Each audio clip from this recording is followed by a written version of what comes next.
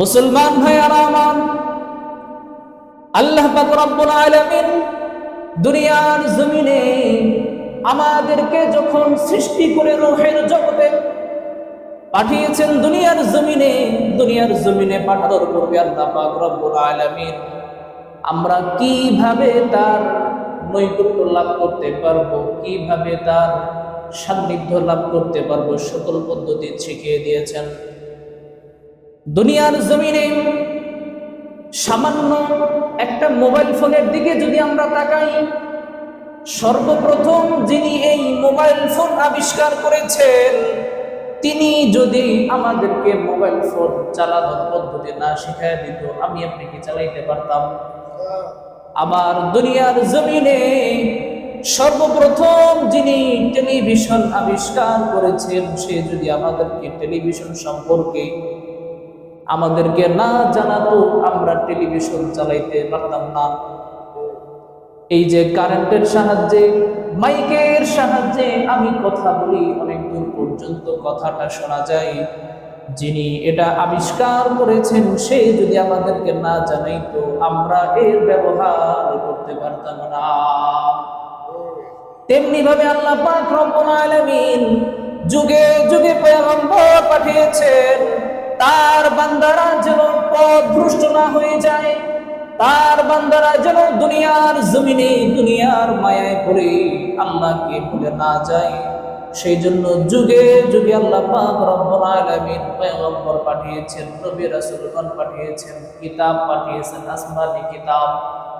আর যারা আসমানি কিতাব ওয়ালা নবীদেরকে অনুসরণ করেছি, আল্লাহ তাআলা তাদের জীবন সফলকামী করে দিয়েছে। সুবহান আলহামদুলিল্লাহ। সম্মানিত হাজিরিন, আজকে পবিত্র জুমাবারের আলোচনার পূর্বেই পবিত্র কোরআনুল কারীম থেকে সূরাতুল ফুরকানের ছোট্ট একটি আয়াতে কালিমা তেলাওয়াত করেছি। আল্লাহ পাক রব্বুল আলামিন উক্ত আয়াতের উপর এমন কিছু কথা আমাকে বলার তৌফিক দান করেন, যা আপনাদের এবং আমাদের সকলের দুনিয়া ও আখিরাতের কল্যাণ বয়ে আনেন। সকলে করি আমিন। এই পৃথিবীতে আল্লাহ পাক রব্বুল আলামিন আমাদেরকে পাঠিয়েছেন অল্প সময়ের জন্য। এই অল্প সময়ের মধ্যে যে আল্লাহ তাআলার সন্তুষ্টি অর্জন করতে পারবে, যে যত বেশি আল্লাহ তাআলার নৈকট্য লাভ করতে পারবে, সে তত বেশি কামিয়াব, সে তত বেশি কি কামিয়াব। মনে করেন আমাদের সমাজে যারা ব্যবসা করে, খেতে খামারে কাজ করে, ব্যবসা করে নিজেদের, আপনি একটি খামার করেছেন, ক্ষেত করেছেন, আপনার পাশে আরো একজন একটা খামার করলো অথবা ক্ষেত করলো, যার ক্ষেতে বেশি ফসল হবে সেই তো সফল, ঠিক কিনা? যার খামারে বেশি ব্যবসা হবে, বেশি লাভবান হবে, সেই তো দুনিয়ার ব্যবসায় সফল। দুইজন একসাথে করছেন, তার একটু কম হয়েছে, আপনার বেশি হয়েছে, এই জন্য আপনি সফল, আর সে আপনার মতো সফল হইতে পারে নাই, তবুও সে সফল, ঠিক কিনা? আবার কেউ একজন ক্ষেত করলো, কিন্তু প্রথম যে ব্যক্তি সবচেয়ে বেশি সফলতা অর্জন করছে, আপনাদের কাছে আমার প্রশ্ন, যে সবচেয়ে বেশি সফল হয়েছে সে কি এমনি এমনি সফল হয়েছে, নাকি তার কাজের প্রতি মেহনতের কারণে, কাজের গুরুত্বতার কারণে, পরিচর্যা করার কারণে, খেয়াল রাখার কারণে সফল হয়েছে? পরিচর্যা করার কারণে খেতে ফসল বেশি হয়েছে। দ্বিতীয় যেজন, সেও পরিচর্যা করছে, আপনার আর তার ভিতরে অল্প কিছু ব্যবধান থাকায় আপনারটা ভালো হয়েছে, তারটা বেশি একটা ভালো হয় নাই। হতে পারে জ্ঞান, ব্যবসা করার জন্য, খেতে ফসল ফলানোর জন্য একজন মুরব্বী মানুষ, বয়স্ক মানুষ, যারা ছোট থেকেই ক্ষেত করে আসছে, তার যে জ্ঞান, আমার সেই জ্ঞান নাই, অতএব তার সাথে যদি আমি কম্পিটিশন করি, আমি নিতান্তই হেরে যাবো, এটাই স্বাভাবিক, ঠিক কিনা? এই দুনিয়ার সামান্য ব্যবসা দিয়ে বুঝালাম, আপনার আমার ব্যবসায় যদি আল্লাহ তাআলা এতটুকু ব্যবধান করাইয়া দেখাইতে পারে যে বান্দা তোমাকে জ্ঞান দিয়েছি বেশি, সফলতা দিয়েছি বেশি, তোমার সব কিছুতে আমি আল্লাহ রহমত বরকত দিয়েছি। আরেকজন খ্যাত করেছে ব্যবসা করার জন্য, কষ্ট করেছে, অভিজ্ঞতা আমি তাকে দেই নাই, তাকে সফলতাও আমি দেই নাই। এখান থেকে তুমি বুঝে নাও, এই দুনিয়ার জমিনে আমি আল্লাহ জ্ঞান দিয়েছি পরীক্ষা করার জন্য। যে ব্যক্তি আমি আল্লাহর নৈকট্য লাভ করতে পারবে ইবাদতের মাধ্যমে, আমি আল্লাহর নৈকট্য লাভ করতে পারবে আমার গোলামি করে, আমি তাকে ঠিক দুনিয়াতে যেমনি ভাবে বিজয় লাভ করেছি, আখিরাতে কিয়ামতের দিন লক্ষ লক্ষ কোটি কোটি বান্দাদের মধ্য থেকে তাদেরকে বাছাই করে আমি আল্লাহ জান্নাতে দিয়ে দেব। সুবহানাল্লাহ। সেজন্য ভাইয়েরা, দুনিয়ার জমিনে এই অল্প সময়ের মধ্যে দুনিয়ার মোহমায়ায় না পড়ে আমরা যদি আমার রবের ইবাদত করে সান্নিধ্য লাভ করতে পারি, তাহলেই দুনিয়াতে এসে আমরা সার্থক। হাদিসের মধ্যে আসছে, قال رسول الله صلى الله عليه وسلم الدنيا مزرعة الآخرة। আল্লাহর রাসূল সাল্লাল্লাহু আলাইহি ওয়াসাল্লাম বলেন, দুনিয়া হচ্ছে আখিরাতের ক্ষেত স্বরূপ। দুনিয়া আখিরাতের ক্ষেত স্বরূপ। আপনার ক্ষেত আছে, আপনার জমি আছে, আপনি জমিটাকে যেইভাবে সাজাবেন, জমিনটা সেইভাবেই সাজবে, ঠিক কিনা? আমি আমার ক্ষেতে ফুলকপি লাগাবো না মূলা লাগাবো, এটা আমার একান্ত ব্যক্তিগত, ঠিক কিনা? আমি কিছু লাগাবো না, এমনি ফালাই রাখবো, এটাও আমার ব্যক্তিগত। আপনি যদি একটু কষ্ট করেন, এই ক্ষেত থেকে ফসল ফলাবে, সেই ফসল দিয়ে আপনি জীবিকা নির্বাহ করতে পারবেন, দুনিয়ার জমিনে শান্তিতে বসবাস করতে পারবেন। আর যদি অলসগামী হয়ে যদি আপনি আপনার ক্ষেতের পরিচর্যা না করেন, কোনো কিছু না ফসল ফলান, তাহলে আপনার ক্ষেত শূন্য পড়ে থাকবে। এজন্য এই দুনিয়াটা হচ্ছে আবাদ করার জায়গা। কি করার জায়গা? আবাদ করার জায়গা।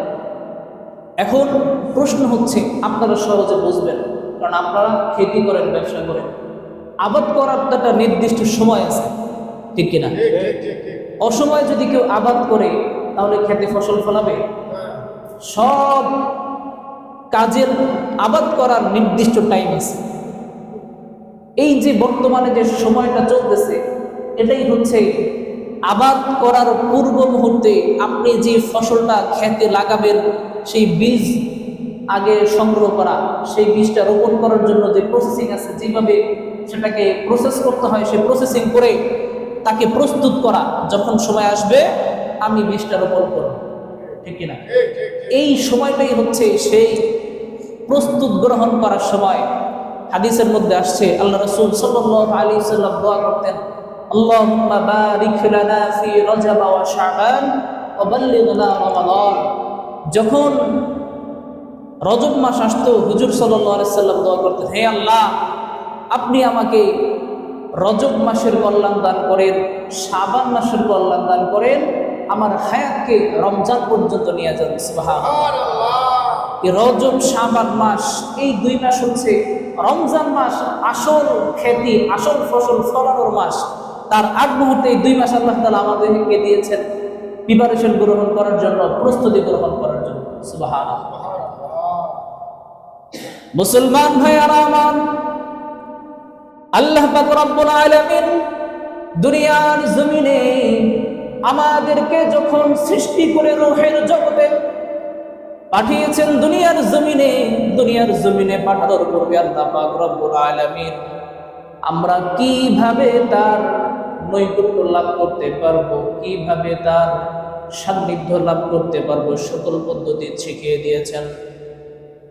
দুনিয়ার জমিনে সামান্য একটা মোবাইল ফোনের দিকে যদি আমরা তাকাই, সর্বপ্রথম যিনি এই মোবাইল ফোন আবিষ্কার করেছেন, তিনি যদি আমাদেরকে মোবাইল ফোন চালানোর পদ্ধতি না শিখায় দিত, আমি আপনি কি চালাইতে পারতাম?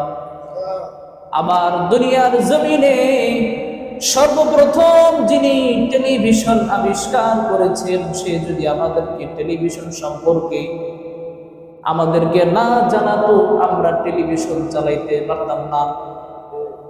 এই যে কারেন্টের সাহায্যে, মাইকের সাহায্যে আমি কথা বলি, অনেক দূর পর্যন্ত কথাটা শোনা যায়। যিনি এটা আবিষ্কার করেছেন সে যদি আমাদেরকে না জানাইতো আমরা এর ব্যবহার করতে পারতাম না। তেমনি ভাবে আল্লাহ পাক রব্বুল আলামিন যুগে যুগে পয়গম্বর পাঠিয়েছেন, তার বান্দারা যেন পথভ্রষ্ট না হয়ে যায়, তার বান্দারা যেন দুনিয়ার জমিনে দুনিয়ার মায়ায় পড়ে আল্লাহকে ভুলে না যায়। সেই জন্য যুগে যুগে আল্লাহ পাক রব্বুল আলামিন পয়গম্বর পাঠিয়েছেন, নবী রাসূলগণ পাঠিয়েছেন, কিতাব পাঠিয়েছেন, আসমানি কিতাব। আর যারা আসমানি কিতাবওয়ালা নবীদেরকে অনুসরণ করেছি, আল্লাহ তাআলা তাদের জীবন সফলকামী করে দিয়েছে। সুবহানাল্লাহ। আমার আপনার নবী বলেন সাইয়্যিদুল মুরসালিন রাহমাতুল লিল আলামিন, আমার আপনার নবী বলে যায় দেন, হে আমার উম্মতের দল, তোমরা যদি রজব মাস থেকে নিয়ে রমজান মাসের প্রিপারেশন শুরু করে দাও, আল্লাহ পাক রব্বুল আলামিন তুমি নিয়ত করবে এখন থেকে রোজা রাখবে 2 মাস পর, তোমার নিয়ত করতে দেরি আল্লাহর রহমত তোমার উপর নাযিল হতে দেরি হবে না। সুবহানাল্লাহ। আস্তে কইলেন, জোরে কইবেন না? এখন থেকে যদি আমরা রমজানের প্রিপারেশন নিতে শুরু করে দেই, আল্লাহ পাক রব্বুল আলামিন আমাদেরকে সাহায্য করবেন, রহমত দিবেন, বরকত দিবেন, আমাদের হায়াতকে রমজান পর্যন্ত পৌঁছায় দিবেন। এজন্য এখন থেকে আমরা প্রিপারেশন নিব, কিভাবে প্রস্তুতি নিতে হবে। আমার আপনার জীবনে এত পরিমাণে গুনাহ আমি আপনি করেছি, যদি গুনার খাতা খুলে আমি আপনি বসে যাই, আমার আপনার দিন চলে যাবে, মাস চলে যাবে, আমার আপনার গুনাহের লিস্ট শেষ হবে না। ঠিক কিনা? আমরা কথার মাধ্যমে কত মানুষকে কষ্ট দিয়েছি আমি আপনি জানি না। কথা বলেছি, যে কোনো কারণে আমার কথায় আমার পরিবারের কোনো লোক কষ্ট পাইতে পারে, আমার পরিবারের বাহিরের কোন মানুষ আমার কথায় কষ্ট পাইতে পারে, আমার কাজের মাধ্যমে কষ্ট পাইতে পারে, আমার চলাফেরার মাধ্যমে কত মানুষ কষ্ট পাইছে তা আমি আপনি জানি না, বলতে পারি না। কিন্তু হর হামেশা সর্ব অবস্থায় কিছু না কিছু ভুল আমি আপনি করে থাকি। ঠিক কিনা? শুধু কথা কাজের মাধ্যমে নয়, রবের সামনে আমি আপনি ঠিক মতো দাঁড়াতে পারি না। 5 ওয়াক্ত নামাজের সময় চলে আসে, মসজিদের মুয়াজ্জিন আযানের মাধ্যমে আপনাকে আমাকে হাইয়া আলাস সালাহ বলে নামাজের দিকে, কল্যাণের দিকে ডাকে, অথচ আমরা দুনিয়ার কাজে এত ব্যস্ত হয়ে পড়েছি, দুনিয়ার কাজে এত ব্যস্ত, আল্লাহর ডাকে সাড়া দেওয়ার জন্য তার ঘরে আসার সময় পাই না। ঠিক কিনা?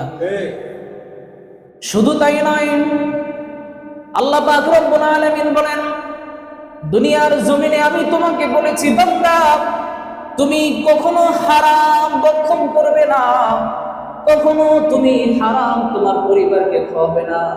আমি আপনি আমার আপনার অজান্তে কত হারাম আমার ঘরে এসেছি, আমি আপনি ঠিক মতো জানিও না। ঠিক কিনা?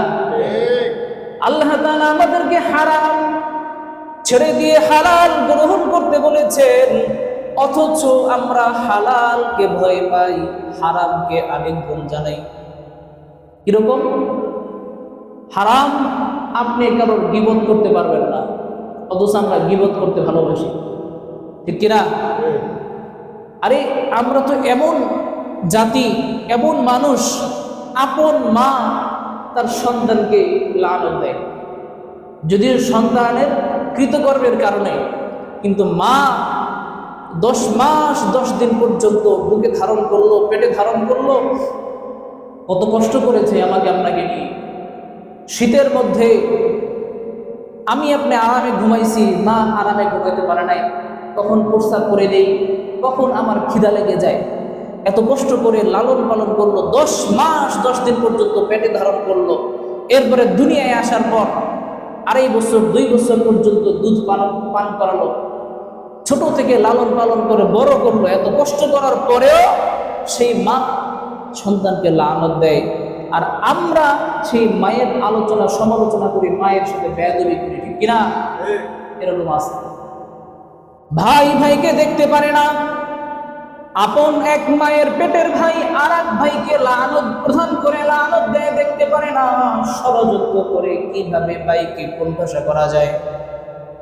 এই দুনিয়ার জমিনে ভাইরা আমরা যদি লক্ষ্য করি, আপনার আমার সবচেয়ে আমাদের প্রিয়তম স্ত্রী, যাদেরকে আমরা সবচেয়ে বেশি মহব্বত করি, ভালোবাসি, আপনি যদি আপনার স্ত্রীর একটা আশা পূরণ করতে না পারেন, আপনি যদি আপনার স্ত্রীর একটা শখ মেটাতে না পারেন, ভাইরা আমার একটু খেয়াল করে চিন্তা করেন, আপনার প্রিয়তম স্ত্রী আপনি ঘরে ঢোকার আগে আপনাকে লানত দেয়, বলে তোমার সংসারে এসে আমি আজ পর্যন্ত একটা শখ মেটাইতে পারলাম না।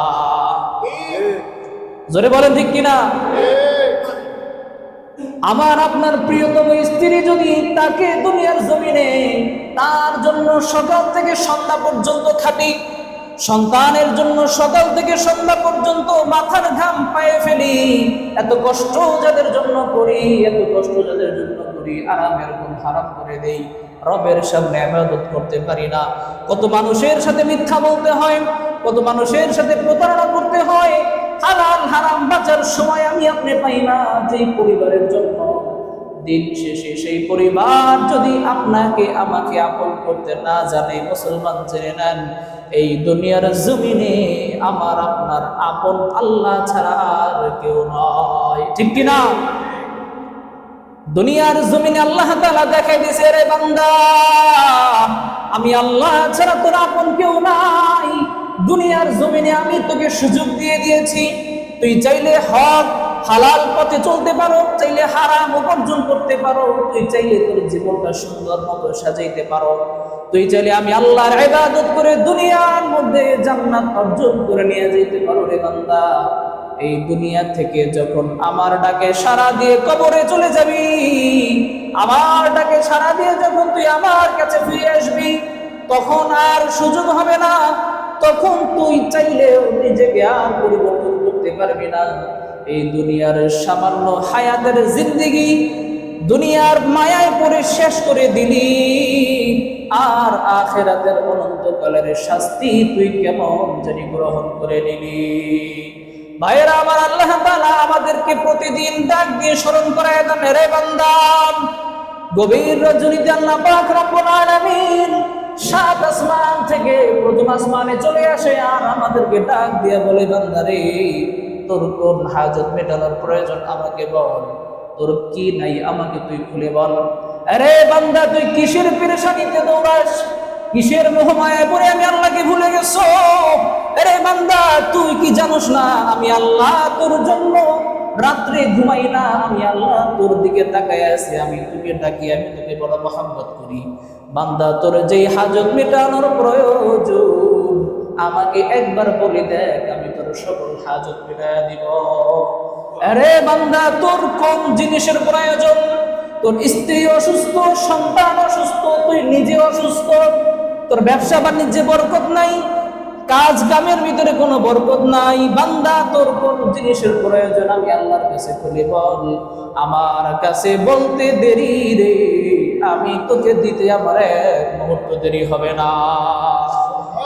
আল্লাহ পাক রব্বুল আলামিন আমাদেরকে ডেকে ডেকে প্রত্যেক দিন স্মরণ করে দেয়, কিন্তু আমরা এমন নাফরমান বান্দা হয়ে গেছি, আমাদের অন্তর এত পরিমাণে পাষাণ হয়ে গেছে, দুনিয়ার মায়ায় পড়ে, দুনিয়ার কাজের ভিতরে ব্যস্ত হয়ে, দুনিয়ার ভালোবাসায় মগ্ন হয়ে আমার আল্লাহকে ভুলে গিয়ে প্রত্যেক মুহূর্তে মুহূর্তে ক্ষণে ক্ষণে আমি আমার আল্লাহর সাথে নাফরমানি করি।